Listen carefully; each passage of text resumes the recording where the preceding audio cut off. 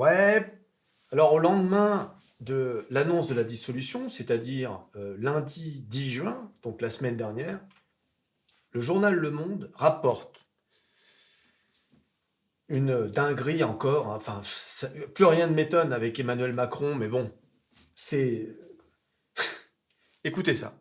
Lundi 10 juin, au lendemain de l'annonce surprise de la dissolution de l'Assemblée nationale, Emmanuel Macron se rend à Oradour-sur-Glane, en Haute-Vienne, ville martyre dans le cadre des célébrations du 80e anniversaire de la Libération. Il croise un grand patron, familier de l'Élysée, qui lui glisse un mot d'encouragement. Ça va, pas trop dur ces journées? Le chef de l'État sourit. Mais pas du tout! Je prépare ça depuis des semaines. Et je suis ravi. Je leur ai balancé ma grenade dégoupillée dans les jambes. Maintenant, on va voir comment ils s'en sortent.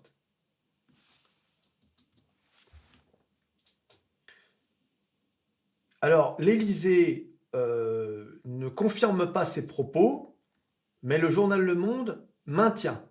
Donc en général, quand un journal maintient, malgré le démenti de l'Élysée, c'est qu'ils ont certainement un enregistrement, tu vois. En tout cas, un truc doit être béton. Enfin, ou peut-être, je sais pas, un témoin fiable, ou deux témoins, enfin j'en sais rien, mais bon, en tout cas, voilà. Mais ça m'étonne pas, c'est tout lui, cette phrase. Voilà. Je suis ravi. Attention, hein. On est le lundi. C'est avant que la gauche crée le nouveau Front populaire. Eh oui, c'est avant l'histoire de Ciotti, c'est avant tout ça, hein. Donc, aujourd'hui, je suis pas sûr qu'il soit ravi. Je pense qu'il est en train de réaliser qu'il a fait la pire connerie de toute sa carrière. Alors, qu'est-ce qu'on peut dire sur cette phrase? Je prépare ça depuis des semaines, je leur ai balancé une grenade dégoupillée, on va voir comment ils vont réagir. Qu'est-ce que ça dit qu'on ne sache pas déjà sur Emmanuel Macron? C'est que cet homme n'en a rien à faire, en fait, finalement, des conséquences de ses actes sur le pays. Il n'en a rien à faire. Tout tourne autour de ego, son ego surdimensionné. Voilà. Je prépare ça depuis des semaines, t'inquiète. Je leur ai balancé. Voilà comment ils jouent avec les institutions du pays. Je leur ai balancé une grenade dégoupillée. On va voir comment ils vont s'en sortir. Tu sais, on a l'impression d'un instructeur dans des commandos militaires, tu sais. Ah, je leur ai préparé un petit parcours là. Tiens, je leur balance une grenade. On va voir comment ils vont s'en. Non mais c'est pas possible ce mec. C'est pas possible ce gars-là. Il est pas bien quoi. Hein. Et il faut savoir que il s'attendait à ce que Valérie Hayé gagne fasse au moins 20%. Alors imagine quand il a vu qu'elle avait fait moins de 15, hein, je crois que là, il a dû péter les plombs, quoi. Son action de dissoudre l'Assemblée nationale n'a été motivée que par son orgueil exacerbé. À aucun moment, quand il dit «J'ai redonné la parole au peuple», il n'y croit pas une seconde. C'est une réaction de vengeance, pas seulement vis-à-vis des Français, mais également de son propre camp. Hein, il voit bien que depuis sa réélection, les gens ont un peu honte de lui. Enfin, honte, dans le sens où ils le traînent comme un boulet, quoi. Hein. On l'a vu pendant la campagne même des européennes. Euh, et alors là, depuis qu'il a fait la dissolution, bon voilà, c'est fini, hein. Les mecs là, il n'y a plus personne pour le soutenir, quoi. Donc en fait, il se venge de son propre camp et de tous les gars qui veulent prendre sa place. Hein, Édouard Philippe, Darmanin, Bruno Le Maire, etc. Il était même en conflit avec Gabriel Attal, son Premier ministre. Parce que les journalistes expliquaient que Gabriel Attal était beaucoup plus populaire que lui. C'est, si ça, c'est pas le comportement d'un enfant orgueilleux, qu'est-ce que c'est? Voilà, puis en plus, c'est vrai que En ce moment, il n'y a rien qui va avec lui, hein. Vous n'avez pas vu d'ailleurs au G7 en Italie, comment il a été reçu par Meloni, Giorgia Meloni? Comment elle l'a regardé?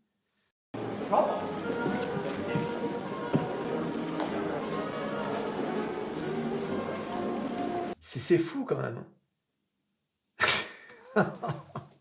Ça, j'ai pas trouvé ça. Enfin, je sais pas. Pour qu'elle fasse ça comme ça, alors qu'elle sait qu'elle est filmée, ça vient de quoi ça? En plus, ils ont montré une comparaison avec comment elle est avec comment il s'appelle, la Rishi Sunak, là, le Premier ministre britannique. Elle est toute, tu sais, ils sont là, ils se font des câlins presque. Regarde-moi comment elle est avec Emmanuel Macron. En général, en diplomatie, tu caches les divergences, la mauvaise humeur, tu vois, tu ne le montres pas. Quand tu le montres, c'est que tu veux que ça apparaisse. Ça veut dire que il est tellement affaibli politiquement que les chefs d'État, c'est la France quand même, hein, c'est pas rien. Avec l'Allemagne, ce sont les deux mastodontes de l'Union européenne. Donc, quand tu montres publiquement ton, ton mépris du président français, ça veut dire que le mec, il a perdu tout pouvoir, toute crédibilité, tu vois.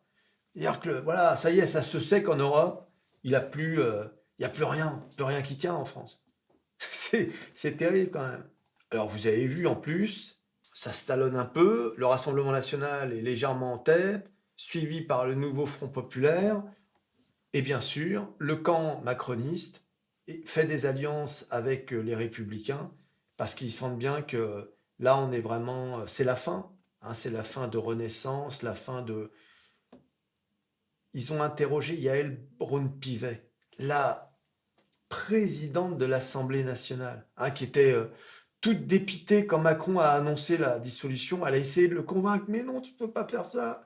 Bah oui, parce qu'elle perd sa place. Non pas de députée, parce que les projections montrent qu'elle va être réélue, mais entre être députée simple et présidente de l'Assemblée nationale, ah bah c'est pas le même statut. Là, tu as les mecs, tu sais, qui sont alignés. Ah oui, c'est autre chose, hein. Ça, t'es pas n'importe qui, hein, dans la hiérarchie étatique. Eh bien, le journaliste lui demande, vous mettrez la photo d'Emmanuel Macron sur votre affiche? Elle n'a pas répondu. Il a posé au moins la question 3, 4 fois. Répondez pas. Tu te rends compte? Ils ont tellement la rage de ce qu'il a fait. Et surtout, ils se disent, si jamais on le met sur l'affiche, on va pas être élu.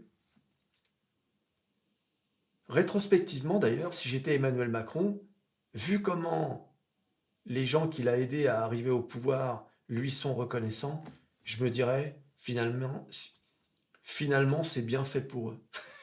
Tu vois? Après tout. Alors là, les macronistes, faut les voir sur les plateaux télé, hein.